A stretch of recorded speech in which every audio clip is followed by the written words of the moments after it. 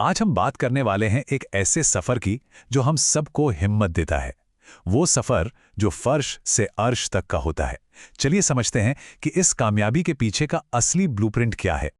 कभी सोचा है ऐसी कहानियां हमें इतनी पसंद क्यों आती हैं? मतलब जहां कोई बिल्कुल साधारण सा इंसान अपनी मेहनत से कुछ बहुत बड़ा कर दिखाता है। आज हम इसी खिंचाव के पीछे की वजह को समझेंगे। और देखिए, ये कोट इस बात को कितनी अच्छी तरह समझाता है। ये सिर्फ कहानियां नहीं हैं, ये तो एक तरह से हमारी उम्मीदों का आईना है। ये हमें बताती हैं कि आज हम कहाँ हैं, इससे ये तय नहीं होता कि हम कल कहाँ पहुंच सकते हैं। दिलचस्प बात यह है कि इन सभी मोटिवेशनल कहानियों के अंदर ना एक बहुत पुराना फॉर्मूला छिपा होता है। एक ऐसा फॉर्मूला जिसे हम हीरोज जर्नी या नायक की यात्रा कहते हैं। तो चलिए इसी हीरोज जर्नी वाले फ्रेमवर्क से एक कहानी को समझते हैं। एक लड़के की कहानी जिसका नाम है राहुल, और देखते हैं कि कैसे उसकी कहानी हमें पर्सनल ग्रोथ और हिम्मत के बारे में सिखाती है। तो कहानी शुरू होती है राहुल से। एक छोटे से गांव का लड़का, आंखों में सपने तो बहुत बड़े थे, पर हालात बिल्कुल उल्टे।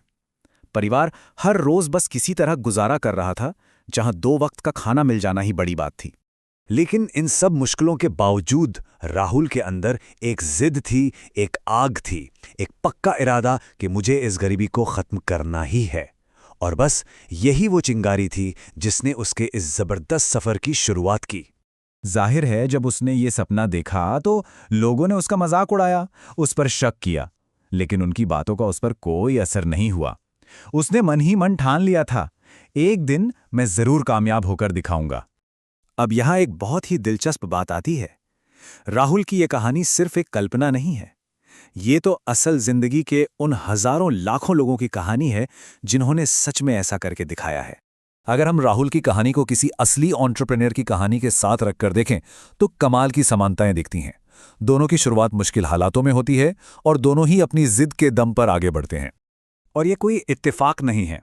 सिड नायडू को देखिए जिन्होंने अखबार बेचने से शुरुआत की, या फिर पीसी मुस्तफा जो एक कूली के बेटे थे और छठी क्लास में फेल भी हो गए थे। इन सब की कहानियां एक ही बात साबित करती हैं कि ये कामयाबी का एक आजमाया हुआ रास्ता है। तो सवाल यह है कि आज के ज़माने में, मॉडर्न दुनिया में राहुल जैसे हीरोज़ को कामयाब होने के लिए किन चीज़ों की, किन टूल्स की ज़रूरत पड़ती है। राहुल ये बात समझ गया था कि सिर्फ जी तोड़ मेहनत से काम नहीं चलेगा, स्मार्ट वर्क भी करना होगा। तो वो दिन में मजदूरी करता और रात को नई नई स्किल्स सीखता, जैसे कंप्यूटर, ऑनलाइन बिजनेस। ये उसके नए हथियार बन गए थे। और आज के टाइम में कुछ स्किल्स तो ऐसी हैं जो कामयाबी की गारंटी जैसी हैं, चाहे वो एआई और डेटा साइंस जैसी टेक्निकल स्किल्स हों या फिर क्रिटिकल थिंकिंग जैसी सॉफ्ट स्किल्स। ये वो ताकत हैं जो किसी को भी भीड़ से अलग खड़ा कर सकती हैं। और पता है सबसे अच्छी बात क्या है? आज के डिजिटल ज़माने में काम शुरू करने के लिए हमेशा पैसों की ज़रूरत नहीं होती। फ्रीलांस राइटिंग हो या सोशल मीडिया मैनेजमेंट, यहाँ किसी का हुनर और वक्त ही उसकी सबसे बड़ी पूंजी है। हाँ, पर राहुल का सफर बिल्कुल भी आसान नहीं था।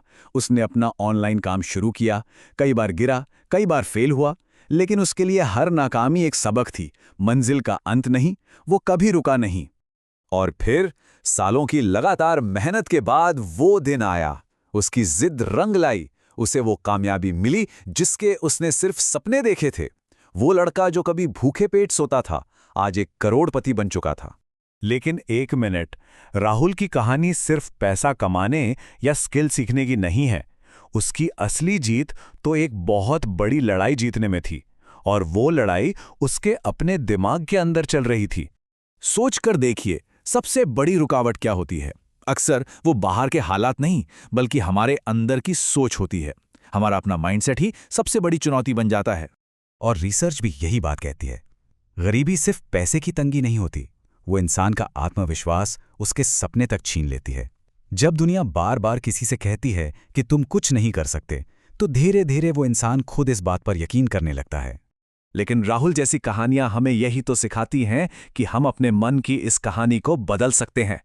ये कहानियां इस बात का जीता जागता सबूत है कि अगर मेहनत और खुद पर अटूट विश्वास हो तो गरीबी क्या, कोई भी मुश्किल किसी को रोक नहीं सकती। तो कामयाबी का ये ब्लूप्रिंट सबके सामने है। अब सवाल ये नहीं है कि क्या ये मुमकिन है, सवाल ये है कि अगली कहानी कौन लिखेगा। हमारे साथ बने रहने के लिए शुक्रिया।